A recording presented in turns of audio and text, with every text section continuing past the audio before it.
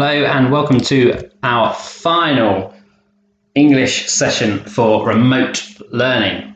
At least I very much hope so.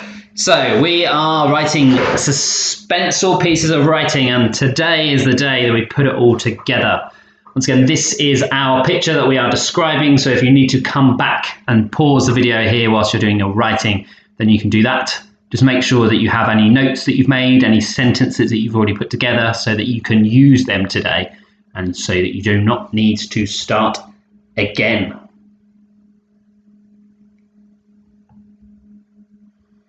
To start today's lesson off, we are going to look at some spelling, punctuation and grammar disasters. So what I'm going to do is I'm going to put up some tweets, 2 tweets from celebrities, and I want you to pause the video and have a read and decide what you think the mistakes are. So here's our first one. So this is from Zayn Malik from One Direction. And he says, "Good night or good morning, depending on where in the world you are. Hope you're all good." So just pause the video. What mistake has he made there?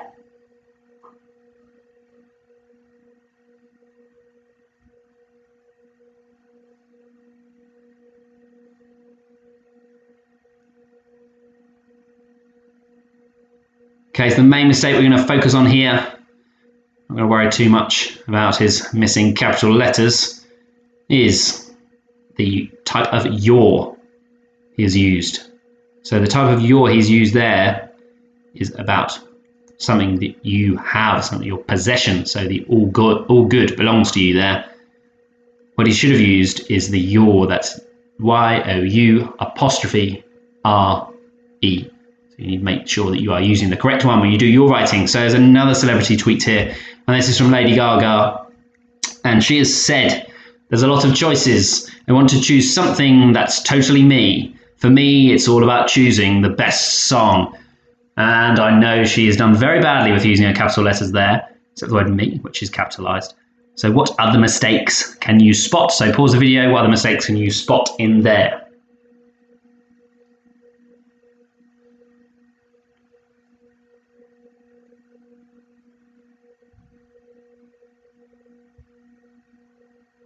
The first mistake that she has made is theirs should have an apostrophe for lot, because that is a contraction and it means there is a lot of choices. So there should be a capital T for that too. There should be a capital I for I want. If you've got an individual letter I, it's always a capital. Just choose something that is totally me, so that should have an apostrophe for that is. And then we've got for me, it is, should have an apostrophe, that's a contraction, about choosing the best song. So make sure you're not making those errors in your writing today.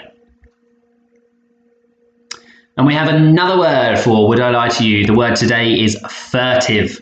Our first possible definition is, it's a synonym, so it means the same as chimney. So furtive means the same as chimney. So first definition, it's a synonym for chimney. And our example sentence is, "The smoke from the furnace ascended up the furtive and into the inky black night sky."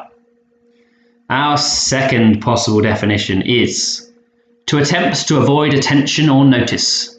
The man gave the camera a furtive look as he scurried past. Or our final possible definition, furtive means something that lasts a long time. The speech at the wedding was so furtive that some of the guests fell asleep. So pause the video, decide if you think furtive means a synonym for chimney, to attempt to avoid attention or notice, or something that lasts a long time. Which letter is it? So pause the video and decide.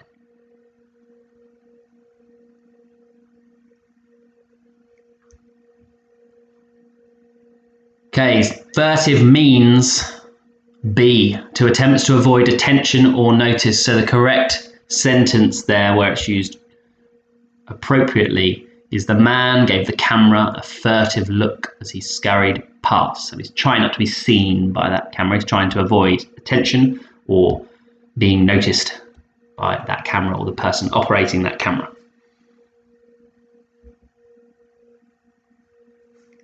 In today's lesson, we are writing our full description of the scene we've been looking at. So If you want to go back to the beginning and pause the video and look at that scene again, you can do that.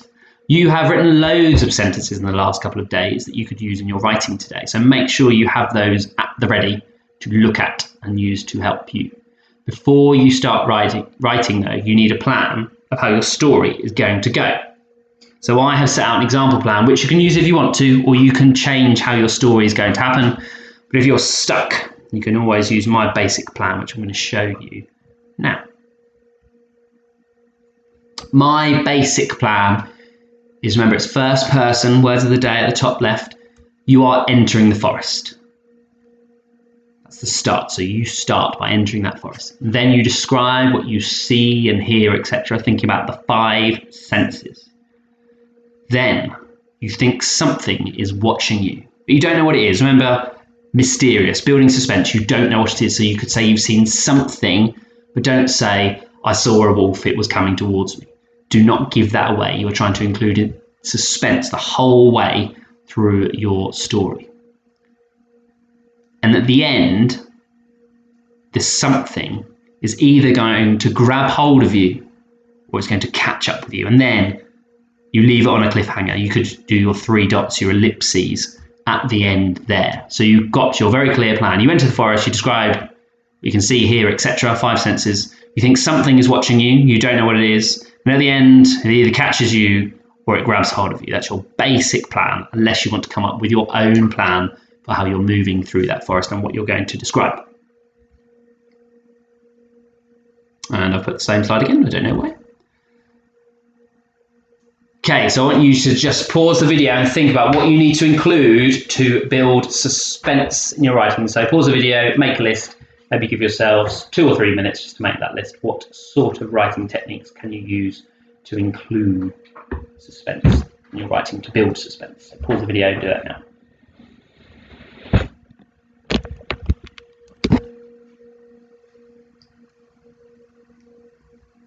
This is my list to build suspense. You can use repetition, closer and closer and closer, deeper and deeper.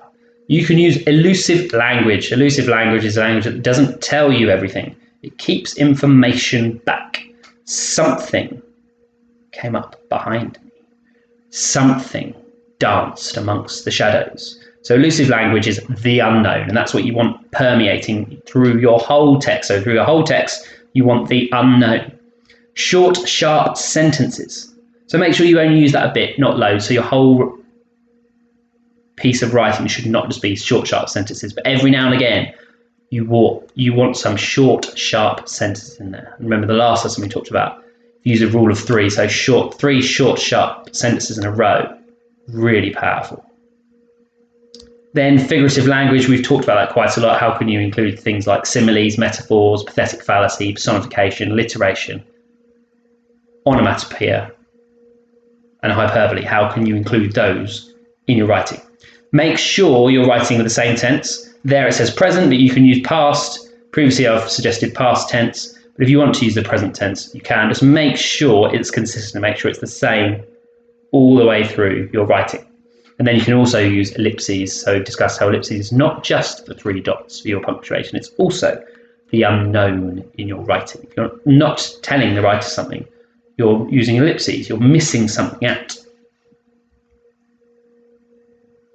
I am going to read you some suspenseful writing that I have written about this scene. I want you to listen out for the suspenseful writing techniques that I've employed, that I've used, and any figurative language that you might spot. So I've written 3 paragraphs. You could aim for that, or you could write more. It's completely up to you.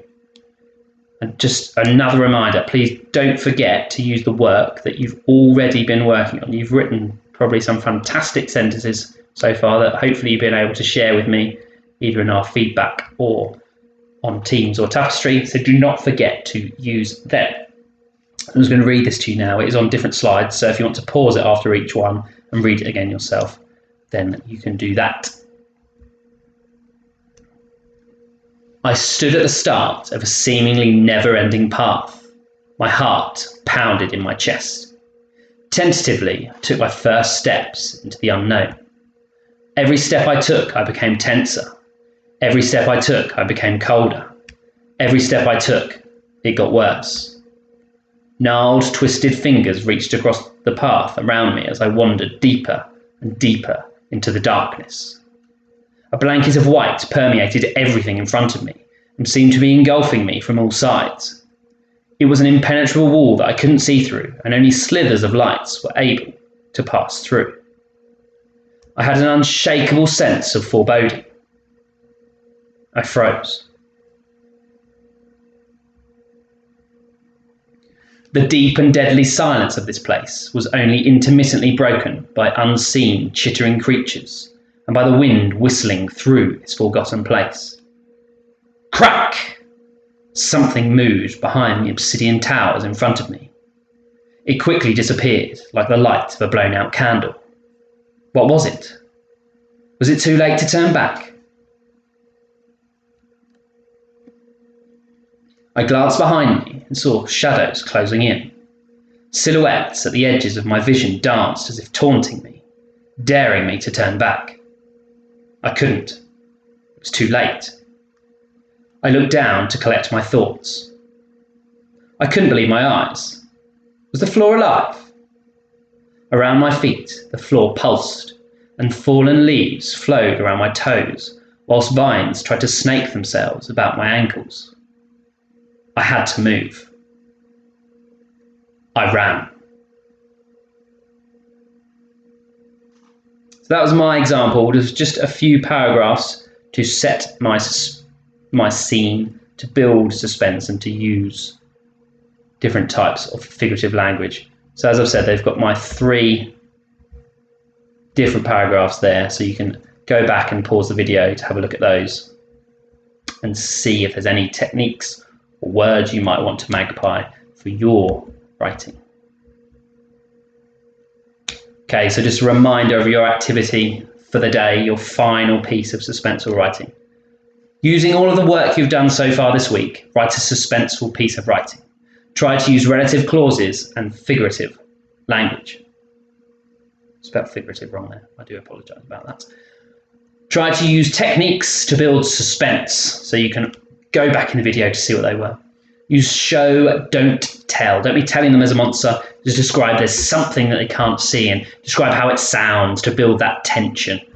Use the help sheets for ideas. So I will post them again. And remember, there's ideas for words for the 5 different senses. And then there's some vocabulary ideas in the picture of the tree.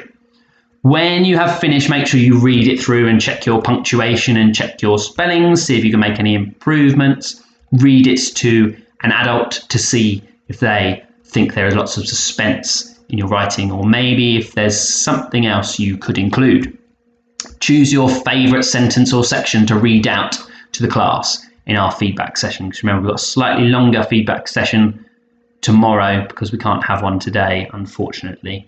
So if you just have a section that you would like to read out and share with the class, that would be fantastic. So I'd love to hear them.